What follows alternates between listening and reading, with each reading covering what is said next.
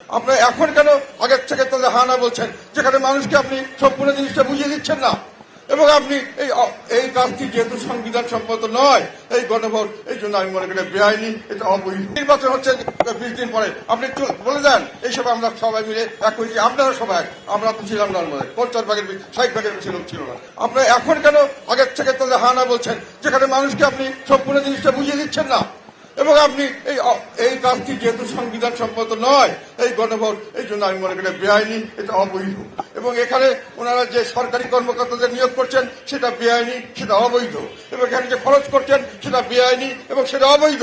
এবং যেভাবে যে প্রক্রিয়ায় ওনারা মানুষকে ভুল বুঝাচ্ছেন, 100টা জিনিসকে ঢুকিয়ে দিয়ে 4টা জিনিসের মধ্যে একটা মানলে সবাই মানলেন, এবং মানতে হবে, না মানলে আপনি শরীর দোষর, আপনি খারাপ মানুষ। আর এটা মানলে এবং এটাকে যে প্রক্রিয়া করা হচ্ছে, সরকার যেভাবে এখানে ইনভেস্ট করছেন, নিজেদের প্রভাব বিস্তার করছেন, জোর করে দখল করার চেষ্টা করছেন, মানুষকে ধমকি দিচ্ছেন, সরকারি কর্মকর্তাদের ব্যবহার করছেন, টাকা পয়সা ব্যবহার করছেন, এই ভোটের আমরা ফলাফল আমরা মেনে নিতে পারবো না। আমরা বিশ্বাস করি এখানে কারচুপির মাধ্যমে ভোটকে জয়যুক্ত করে বর্তমান সরকার একটি প্যারালাল গভর্নমেন্ট চালু করবেন। যে সরকারটাকে আমি কালকে বলেছিলাম সেটা হল বিপ্লবী সরকার। বিপ্লবী সরকার বলার দরকার নাই, তারা বিপ্লবী হিসাবে গ্রহণ করবেন এবং তাদের ইচ্ছা মতো দেশ পরিচালনা করবেন। সংসদকে তারা বাধ্য করবেন তাদের কথা শোনার জন্য। এই জন্যই হানা ভোট করছেন, এটা সাধারণ জনগণ জানে না। এই জন্যই আপনাদেরকে আমি এটাকে বোঝানোর চেষ্টা করছি যে সবসময় কেন না ভোট দেবেন।